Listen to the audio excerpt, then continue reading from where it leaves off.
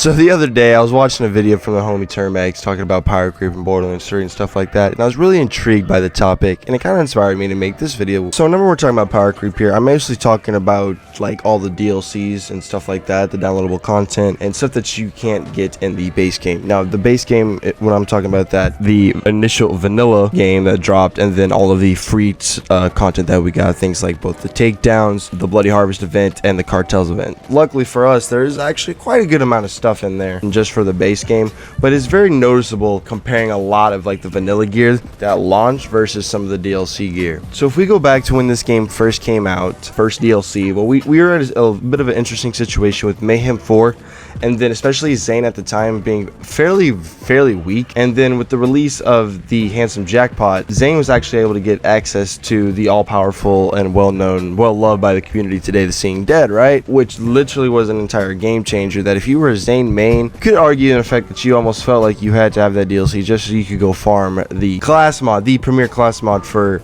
you know, for Zane at the time, and still is. Now, other than that though, I would say that for the most part, aside of the Seeing Dead and the Ion Cannon, the handsome Jackpot was relatively tame in its power creep. I mean, the Lucky 7 was very good, but I wouldn't say it's like overwhelming. Oh, I mean, it can be pretty good for sure.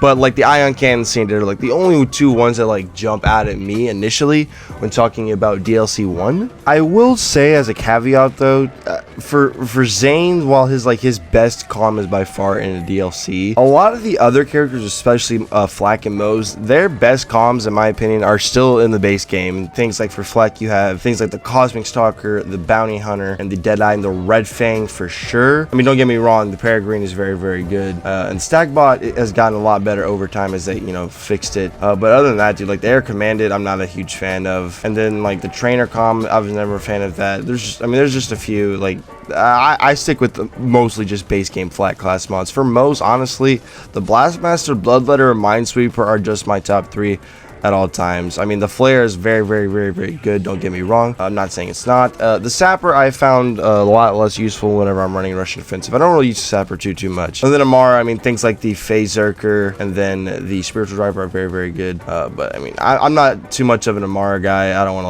like to talk too much about characters I don't know all that much, because I know there's a lot of crazy stuff that you can do with Amara and some of our comms. Now, DLC 2, the Guns, Love, and Tentacles DLC, the only real, obviously, eye-catching piece of power creep is the Pearl.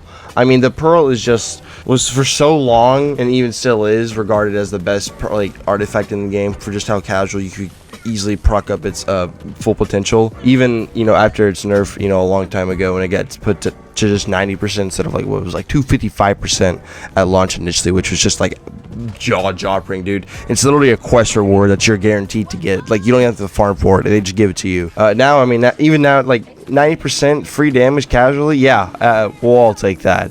I mean, obviously they have released things you know, later on, like the Company Man. Dude, I love me some good roll Company Mans and things like the Toboggan, but the Pearl is still just, at all times, the Pearl's always going to be good on just about any build you're using, unless it's very like niche style, you know what I'm saying? Otherwise, outside of that, DLC 2, the Clairvoyance is like the only one that like really jumps out at me. Now, DLC 3 though, man, starting off, dude, you have things like the Contained Blast. I mean, that's not like uber power creep, it's just really good. Like, dude, everything in DLC 3 is just really good. The Contained Blast is solid. The License, I kind of sleep on that. The Beacon is still super good, still one of my favorite Malawan weapons in the game. It's just that the Free Radical is better, which is another form of power creep in itself. The Complex Root, which can do absolutely atrocious things for speedrunning, one of the best weapons in the game for that. The Gargoyle is an absolutely disgusting COV pistol that does uber amounts of splash damage. The Light Show, who doesn't like a Light Show, dude? Light Show is one of those wad-off weapons that's just casually good. I mean, that thing just mows through the game. I know literally every Vault Hunter loves a good Light Show. And then you have the Flipper. Like 5 of the 7 like legendary weapons you get are like A+, S+ weapons in the game. It's like actually insane. That's where I feel like power creep was just like, whoa, because this DLC came out right around when the Guardian takedown was still fresh, and it was really difficult. And then we got all of these dropped, and it was just like, oh yeah, these weapons can dunk all over this takedown's face. But yeah, for the most part, dude, the community, it's a pretty big community agreement that the Bounty of Blood had some of the best gear in, like, out of all Borderlands 3's DLCs. Then you move on to things like DLC 4. DLC 4, honestly, Powercreep felt relatively tame. I mean, the blind stage sucks.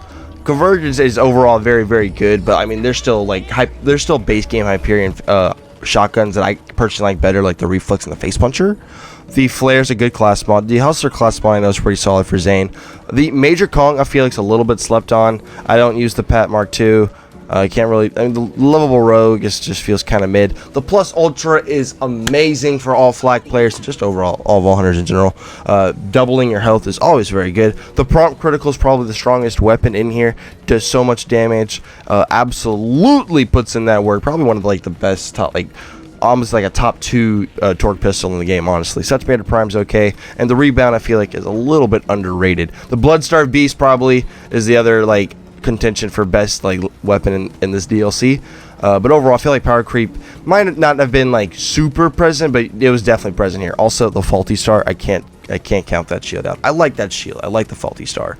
There's just better shields these days.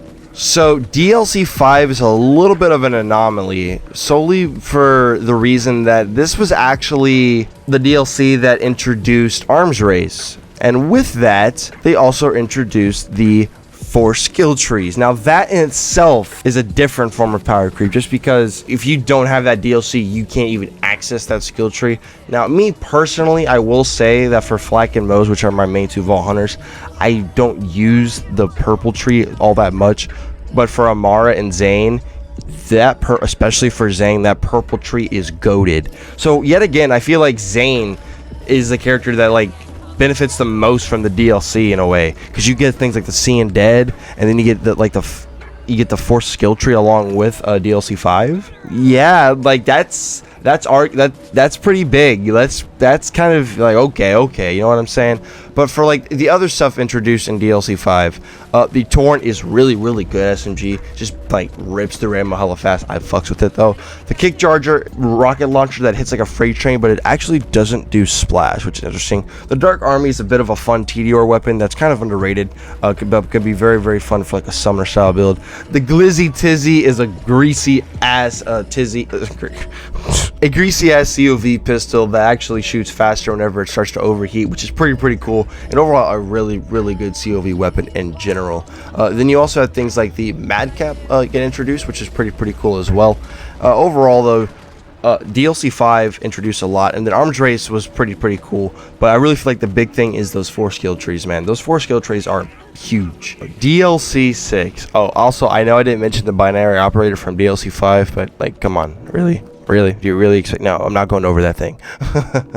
So DLC 6 introduced the Company Man, which is definitely a form of power creep. It introduced things like the Death's Blessing, Heat Exchange, and Role Reversal, which are the Critical Mass being the Zane class mod, Death's Blessing Siren class mod, the Heat Exchanger, the Moze class mod, and the Role Reversal Beastmaster class mod. Introduced the Mesmer Grenade, which I love, and the Ringer, which sucks. The Atlas replay is really good. The Free Radical, which is an absolute maniac, huge form of power creep. The rocket launchers are relevant. Then the shields. They introduced the Super Soldier and the Revolter. The Revolter, you literally just have an active skill start one, and then you get 200% shock damage. Okay, that's huge power creep. Then you have a Super Soldier, which at the time allowed you to get infinite ant shots, unkillable Moze style build, which was very gross. Still very good, but it did get nerfed. But the Revolter still chilling. Oh, my bad. And then you have the Guardian Angel as well. Can't forget that. The best utility weapon in the entire game, especially for grenade builds. Absolutely disgusting. I would say DLC 6 had some big highlights for its power creep in the Guardian Angel, Revolter, Super Soldier, and then things like the Mesmer and Company Man and Free Radical. Dude, yeah, DLC 6 was a huge form of power creep. Overall though, guys, y'all gonna have to let me know your thoughts and opinions on power creep in Borderlands 3. Let me know how you feel about each DLC and its power creep in itself. If you had to say which one had the biggest form of power creep, I would probably have to say DLC 3 or DLC 6, probably leaning a little bit more towards DLC 6, just because of some of the gear, now not necessarily some of the weapons, just because some of the gear is just like disgustingly greasy. But let me know your thoughts and opinions. What DLC you think has the biggest form of power creep, and let me know if you're a player that has no DLC and you might be struggling a little bit with the base game. Luckily for us, we still have some pretty decent weapons in the base game, especially with, you know, Mayhem 6 weapons and like the Plague Bear, Reflux, Backburner, Monarch, Face Puncher, Hellshock, Scourge, Yellow Cake, OPQ system. There's still some very good solid Rome's Call, very good solid options. Red Lion. Okay, I'm gonna stop listing off. Otherwise, guys, that's gonna wrap up the video. Thank y'all so much for watching. My name's Kree. Hope y'all enjoyed, and we'll see y'all in the next one. Peace out, everybody.